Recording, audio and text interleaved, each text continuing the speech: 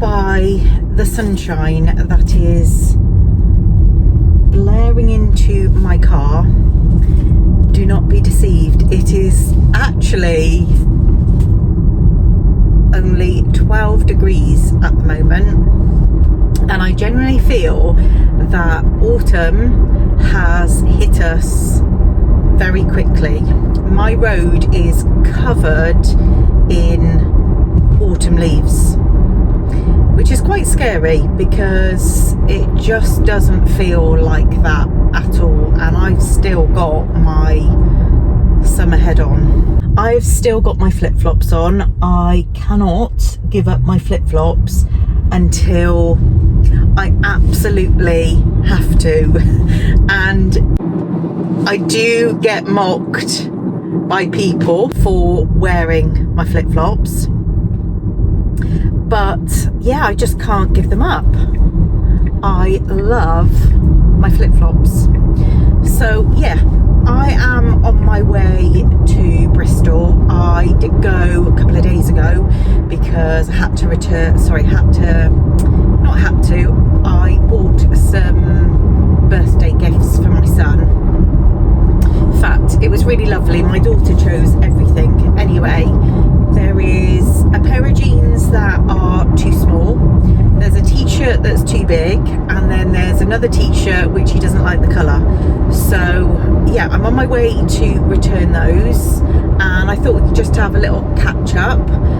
So I've obviously mentioned in my channel quite a few times now about us wanting to move to Florida and how much I love it, how much I'm passionate about it. And yeah, this is probably the most serious we've actually ever been. So just for a little bit of an update, I have contacted a guy. So I don't know if you can remember this if you watch my channel, but I'm going to start off by saying that I really believe everything happens for a reason, and I've said that many times on my channel, and at the time you won't necessarily know what that reason is, but blah blah blah. But if you watch my travel vlogs from when we went to Florida, I mentioned on my channel that my husband came back from the gym. I was out filming. He came back from the gym to find a stranger in our living area looking out to the pool area. Anyway, it was a guy that is a maintenance guy, and he just basically got the wrong address. Anyway, my husband ended up talking to him. He's British. He's lived out there, I think, 25 years. And my husband said, you know, that we would love to live there. And he basically gave my husband the number of a guy that deals with visa applications, and he's not a what's it called, he's not like a visa lawyer, an immigration lawyer, that's it. He's not an immigration lawyer, but he does help people obtain visas, and you know, he does all the paperwork, all that sort of side. And yeah, so we got back off holiday, I contacted him, and we had an hour's conversation a couple of weeks ago, I think. Yeah, a couple of weeks ago, or last weekend, I can't honestly remember. But anyway, we had an hour-long conversation with this guy, and he basically told us how we can obtain a visa. Obviously, I mentioned before that we'd had a little bit of a blow about the fact that my son can't come under our family visa because of his age, and he's now just turned 22, and in order to come out on a family visa you have to be up to the age of 21. But we obviously mentioned that my son has been diagnosed with anxiety and social anxiety, so he said that the best way of us going out and moving to Florida would be for us to start up a business, which we had looked at before. We had looked into the poor businesses. We've now ruled that out because he said it's really, really cutthroat and the profits aren't that great, put it that way. So he has advised us to start up a cleaning business. Obviously it would be up to us whether we would choose to work in that cleaning business or get people to work for us, or a combination of both. So yeah, that's where we're at. He also thinks that because of Ethan's,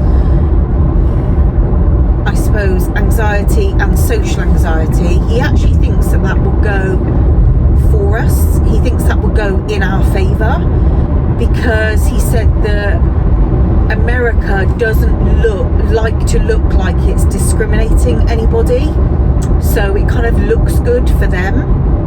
So he actually thinks that that will go in our favour, which would, you know, obviously benefit us. And yeah, so we've had that chat with him. There is a cleaning business that he said has come on his books that is available, but he doesn't think they would wait until next year, which is obviously fair enough, but we can't really do it any quicker because Isla has her GCSEs next year. I keep looking in the camera and just thinking, I mean, I know I've got a double chin, but this is the most unflattering position, but it always is in a car. But anyway, you're gonna have to deal with my double chin. It ain't going anywhere anytime soon. And actually, when I was a size 8, I still had a double chin. It runs in my family, not quite as big as this, but anyway, we'll leave the double chin alone for a little while. So yeah, we can't really do a lot until Isla's taken her GCSEs, but she'll be done by, I don't know, it's normally around June time, isn't it? I think mid-June, end June, I'm not really too sure, around that time. So he doesn't think that they would hold on, which is obviously fair enough. And I've been looking at properties. I've done things like looked at cars, second-hand cars, brand new cars. I think ideally I would want this car because I just love Teslas and I'm very used to driving this car, and I just think the transition of moving across to a different country, driving on the other side of the road, it would just make things like easier. But then my husband pointed out that the one business that we'd looked at offered like window cleaning and things like that, which I would need a bigger vehicle, and obviously this boot is quite big, so I don't know. But anyway, I've looked into cars. The guy about the visas has also given me a contact number for a guy that lives out in, I think he lives in Florida actually, who I suppose is a bit like a broker and deals and specialises in health insurance, which is our biggest concern, obviously. So I filled out a couple of forms. He has sent through a quote, but I'm unable to open it, and I have messaged him back to say that I'm unable to open it. But apparently, if you own your own business, you are entitled to subsidised healthcare. I didn't know that that was a thing, but obviously we've never lived in Florida. I don't really know the laws and how things work around that, and obviously he's an expert.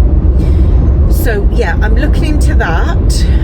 And my husband's actually away at the moment in Belgium for, well, Monday to Friday.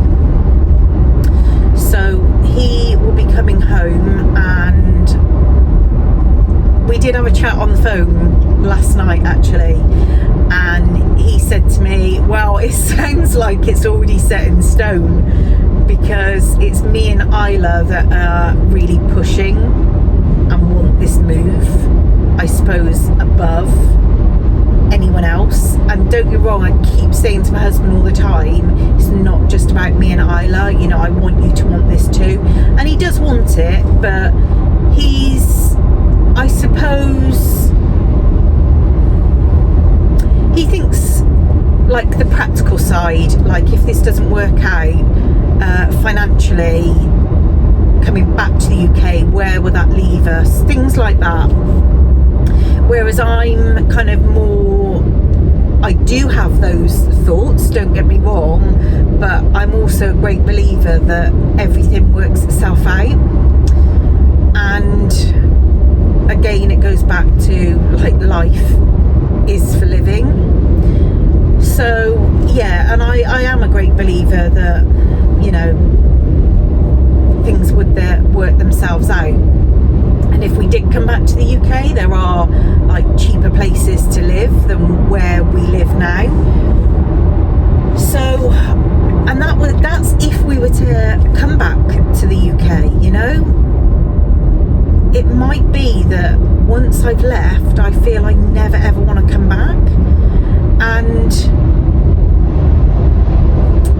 I think I've said this on my channel before, but basically I went on a holiday with my parents and Megs when Megs was 3 years of age. We went to Cyprus, and I remember sitting on a beach and just looking out at the sea. My dad was stood up to the left of me, and I remember saying to him, bear in mind Megs was 3 and she's now 27, and I said to him, I felt like I didn't belong in the UK. And that was when Megs was 3. And you know, I have had comments around the fact that, well, you know, you're going to feel that way because it's a holiday. And I'm not stupid. I'm 47. I'm not looking at it as being a holiday. And genuinely, for the moment we touched down in Florida, I've said this before, that I feel like I'm going home. So for me, when I get there, I feel like I'm home. I treat it as if I'm home. And no, I don't believe I see it as being a holiday. Obviously things are going to be different, because it's not like, well, potentially I can do what I want when I want if we own a business and other people are working for the business.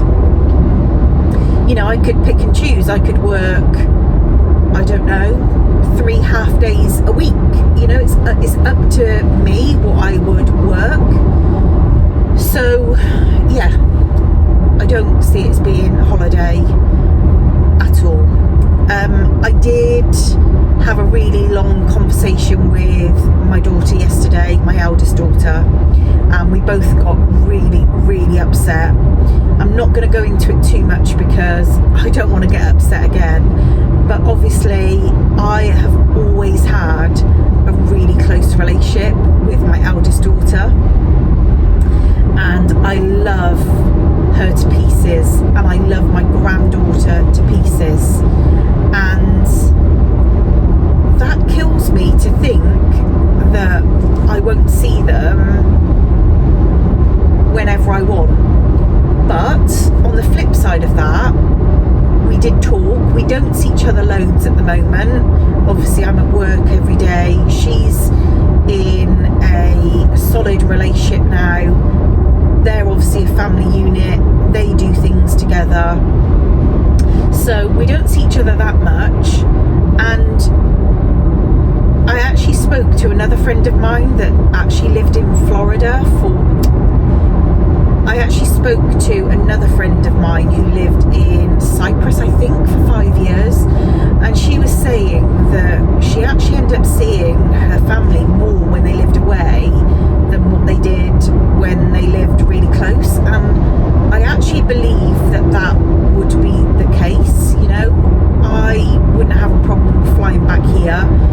for Megs, Esme and her partner, it's a free holiday apart from some flights, and I'm sure, you know, we can occasionally help them out with that. And one thing that I always see, which I said to Megs, is that I have hopes and dreams that eventually they would come out and visit us.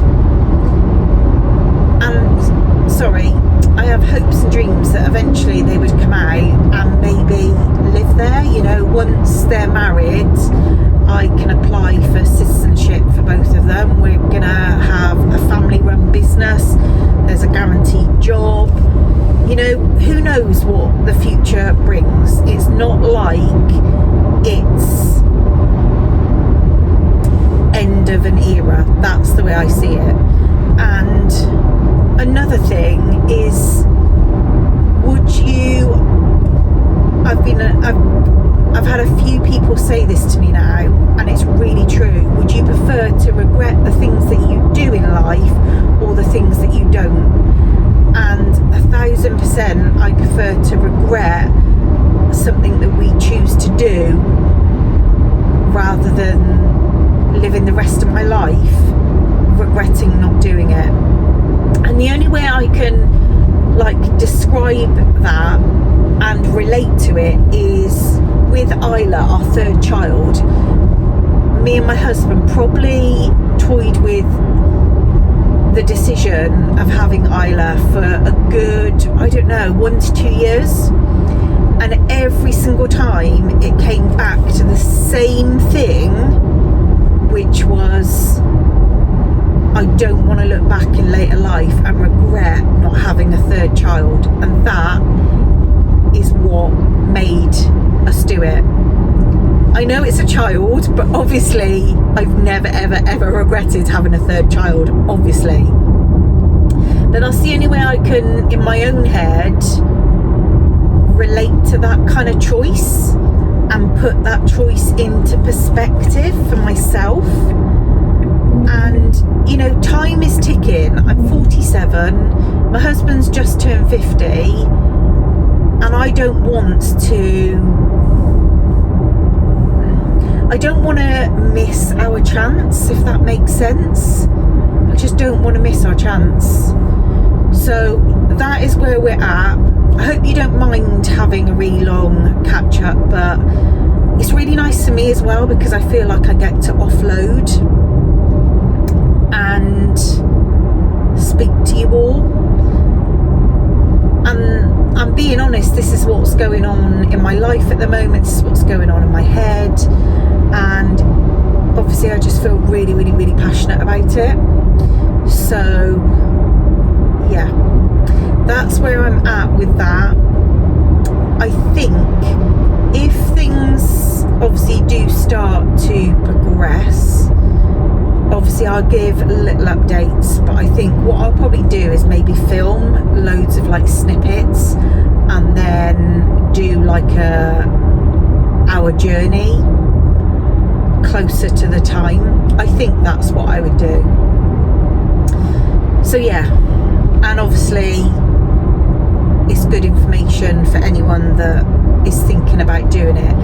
If anyone is considering doing this, then I will ask the guy that's given my like help with all the visa, I'll ask him if he minded if I put, you know, anyone his way. If there is anyone that would like his contact details, just obviously let me know in the comments. Anyway, I'm going to crack on and get into Bristol. I'll just quickly show you, I made myself an iced coffee before I left in my pumpkin glass mug, which I bought last year, I think, from HomeSense. So it's quite nice to get that out. I'm itching to decorate the house, but I don't particularly like going up in the loft myself, so I'll probably wait until my husband gets back. He is going to absolutely hate the words "can you go up in the loft to get the autumn stuff down," because he doesn't get it and he hates it. But he's just gonna have to deal with it. This is me, and yeah, he's just gonna have to get on with it. He knows the drill, he knows how it works. Every single year is exactly the same, so yeah, he has got something to look forward to when he returns home.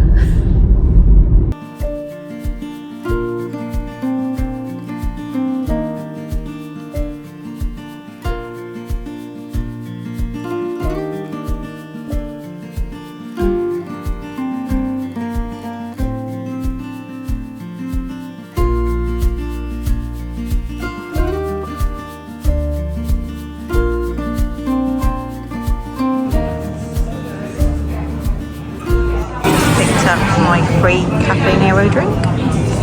I'm in Poundland and I thought I'd show you a few bits they've got in. To be honest, I'm actually really disappointed. They've barely got anything. That mug is quite cute and I quite like that. And the teapot is cute as well. Yeah, really disappointing. They've got this Halloweeny section, but yeah, not really sort of my thing. Yeah, really disappointed. Came in here looking for jute string. I'm in the art section and there's nothing. I swear they've had it before. I've just got back to my car and I am sweating. I'm so hot. I didn't film much. I got my free drink in Cafe Nero, which I get with Octopus Energy. And then I popped into Poundland and showed you the pathetic display of autumnal things. I'm actually really disappointed. I don't know whether I just chose a bad Poundland or what, I don't know, but it was rubbish. Anyway, I'm starving now and it's gone 2 o'clock. I've not eaten yet, so I'm going to make my way home and then have a late lunch, and I'll catch up with you there. Right, I have just got back in and I thought I'm actually going to make pumpkins. So I'm going to show you how I make mine. This is a little bit of a variation of what I've made in the past, but essentially what I'm going to be using is a pair of these fluffy socks from Primark. These were £2. So they're going to be kind of like a boucle sort of pumpkin. I then picked up just a pillow stuffing, well, inner from Dunelm, and this was £2.75. So I'm just going to use the stuffing out of it. And then I'm also going to make a linen one as well. I've got this sort of linen-y fabric and I thought I'd have a go making one of those. I have got this, it's like papery sort of, it's got that jute look about it, but it's like paper, and then inside it's got like wire, so I'm going to use that to like fasten it and keep it together. And then I've got some jute string. So I've also got my glue gun, which I thought was heating up, but it's not heating up. And yeah, let me show you how I'm going to make these. So I think I'm going to start off with the sock one first.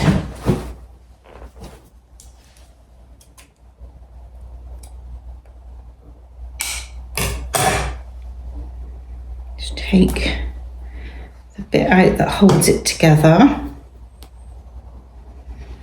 Okay. And then what I'm going to do is I'm going to keep the foot part and I'm going to cut this off.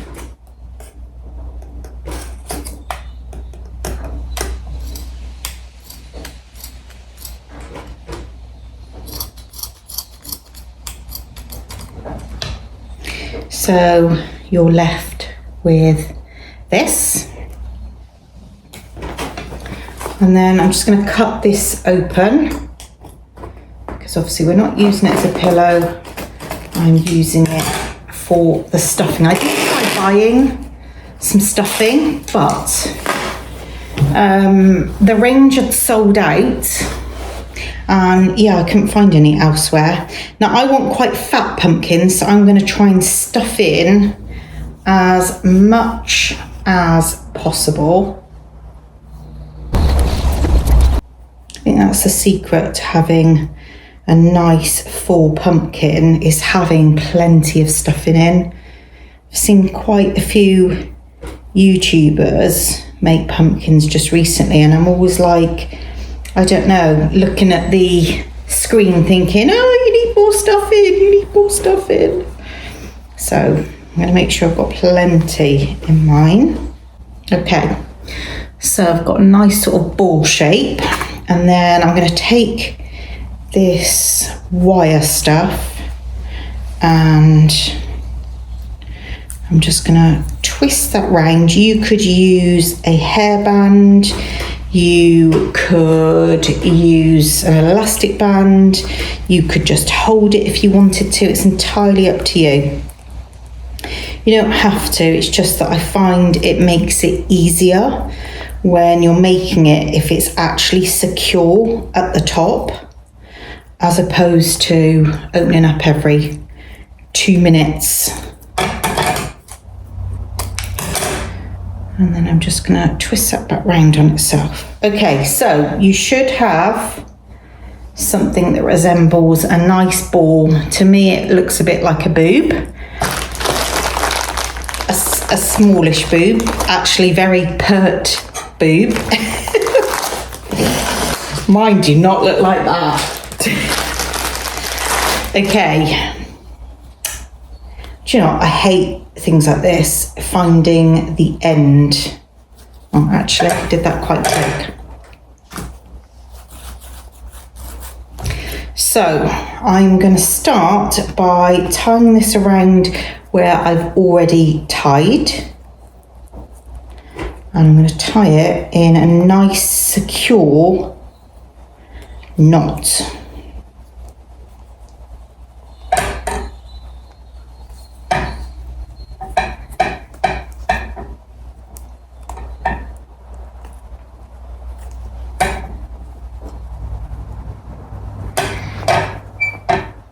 Okay, so then what I'm going to do is I'm going to take this string and I'm going to take it all the way across to the other side quite tightly, and then wrap it around your edge. Then I'm going to go across again quite tightly,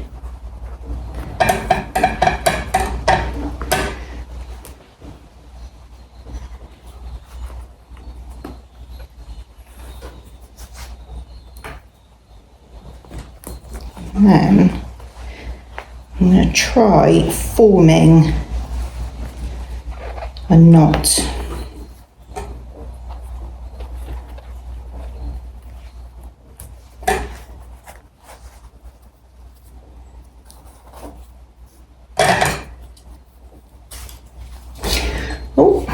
I'm just going to cut off a fair amount.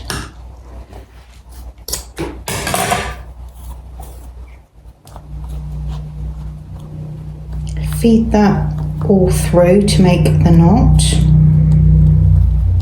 Now, if this was a larger pumpkin, I would personally go across more times.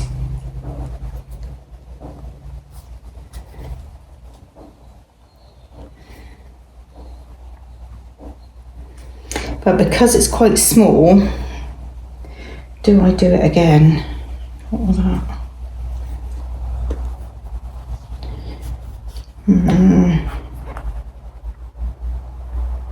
Okay, no, I am. I'm going to go across again.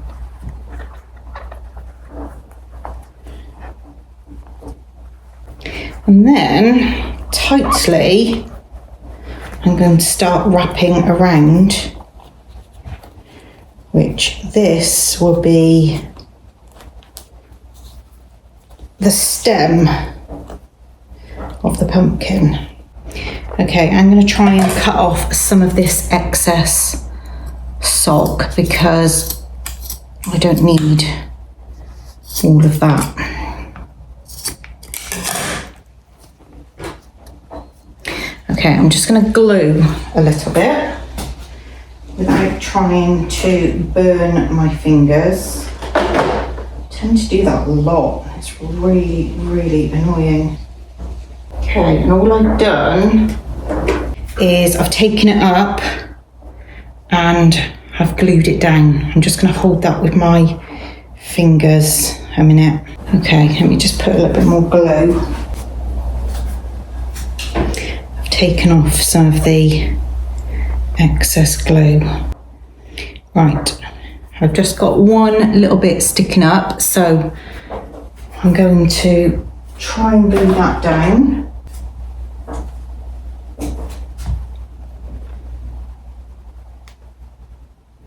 Why did I wear black? I don't think you can actually see on camera, but I'm literally covered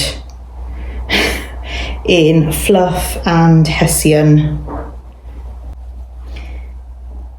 Okay, I'm just going to try bending mine a little bit as well.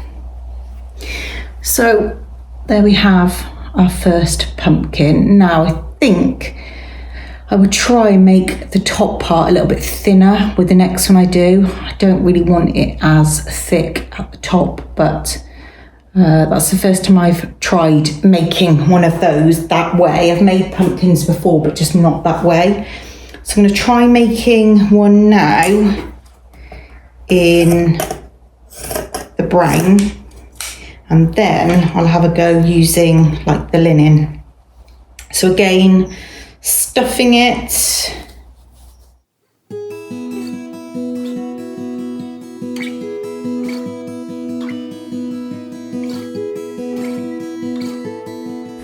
I need a drink of my iced coffee. It's warm work this, you know. Warm work.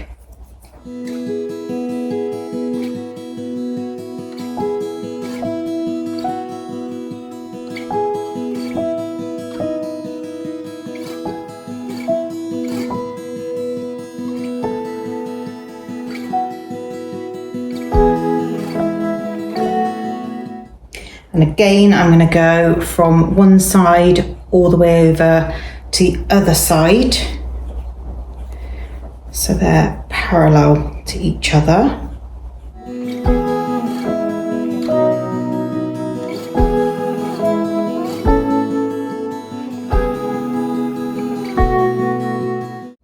Working your way up. Hello, Gracers. Have you come to say hello to everybody? Gracie, woo! Okay, this time I'm keeping the tension a lot more and pulling every time. So this should be thinner this time. And again, I'm just going to cut off the excess.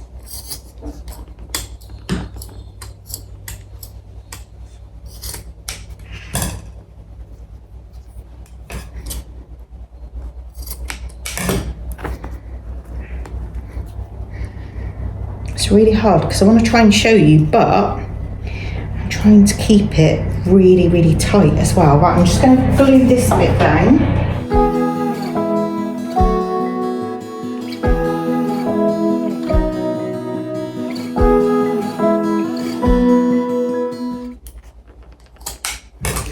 And then I'm now just going to glue on the top and then fold this bit over. I actually went to do this a few weeks back and got everything out and then realised that my glue gun was broke.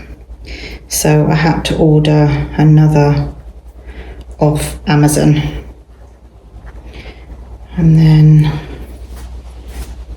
I ended up forgetting about it. I've been meaning to do it for a while. Okay, Okay, and then I'm literally just going to hold that down in place.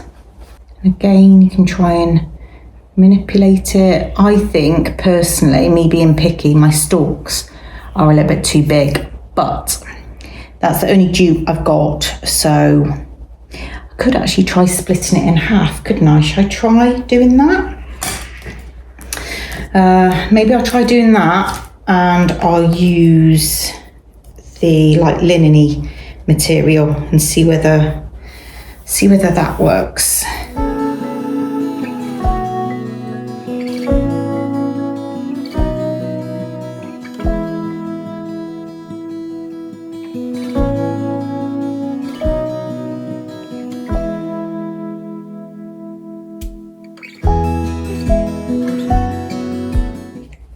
I'm going to just try going with this amount because that is now become a mess. Right, so I've got my sort of square. It's very like rough, and I'm going to grab a big amount of stuffing, and then I'm going to start lifting up the pieces so they join in the middle.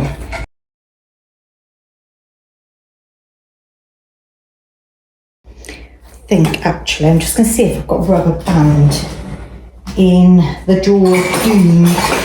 But as soon as I take some tension off this, it's just going to like release, and I've got quite a few like shorter pieces and I don't particularly want them poking out. And I think actually this elastic band, yeah, it's going to work really, really well actually. Yay! Okay, so I've got my pumpkin, and then I'm going to tie the jute around. Let's get rid of those scraggly bits. I'm going to try and tie it around the front, and then I'm just going to do exactly the same as I've done before. Oh, Gracie, whoa. What's the matter, baby girl? You're very needy, aren't you? Oh, you're very needy. Are you needy? Are you? Are you needy? Are you talking to everyone? Are you? You're so pretty. I wish I could pick her up and for you to see her, but she hates being picked up, so I'm not going to do it. What, darling? Oh, hang on a sec. I'm just going to give her some more food. You want nom-noms? Do you? Okay.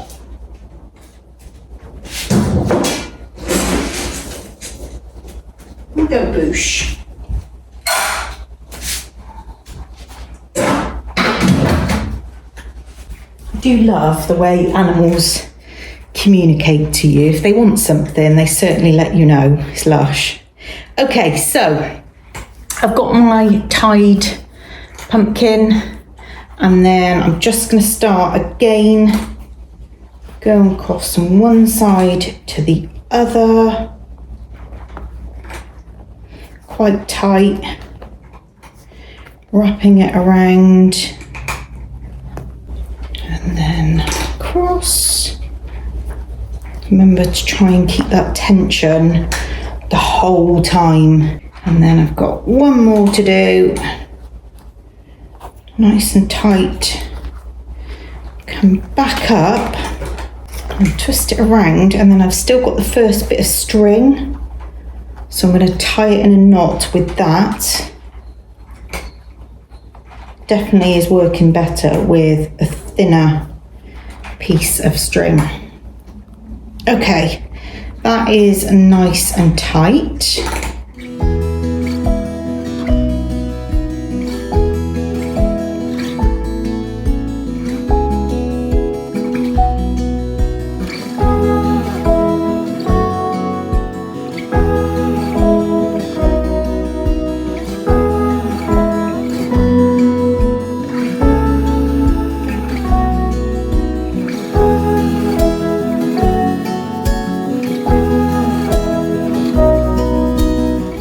I'm just going to try and secure it at the top.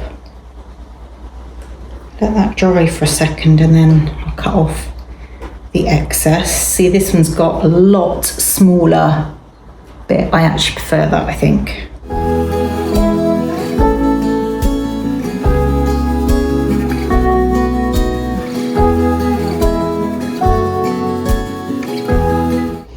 And that is like a linen effect pumpkin. Super cute. Slightly smaller stem than the others. And yeah, I like that. And they're all neutral toned, which, yeah, I really, really love. Right, I've just had another idea. And at the moment, this is a bag of stuffing. I mean, I don't know if I can get away with the corners. I can do, right, can't I? Yeah. How about we try making this into a big, fat pumpkin? I hope that it'll turn out the right shape. I'm just going to see again if I've got another elastic band. Yeah. Okay.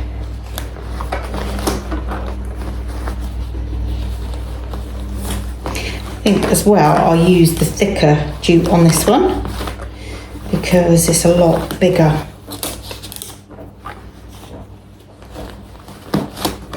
Okay, so hopefully, fingers crossed, this will work out because my base isn't rounded, but I'm hoping that with the string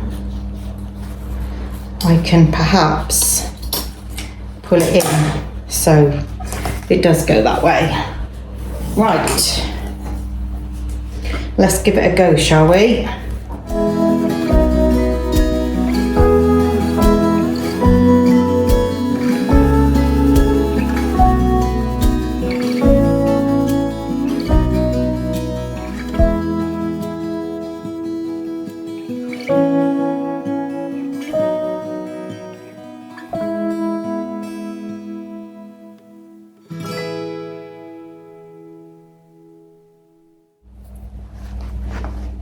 Okay, let's see whether we can sort Mr. Pumpkin out.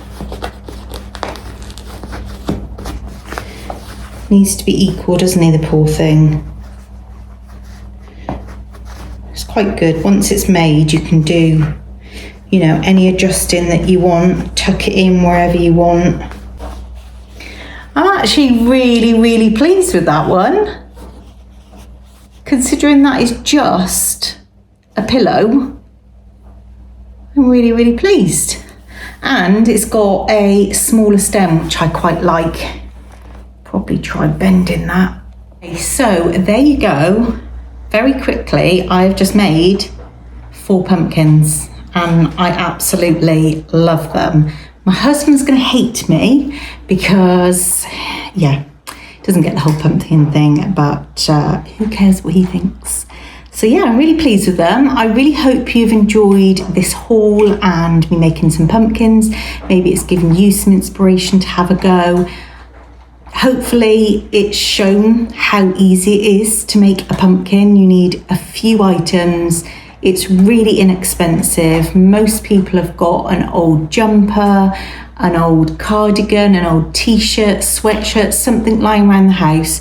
Doesn't mean you need to go out and buy anything. And the pillowcase or the pillow insert was like £2.75. So yeah, really, really cheap. But I really hope you've enjoyed watching this video. Until next time, take care everyone, and I'll see you really soon in my next video. Bye.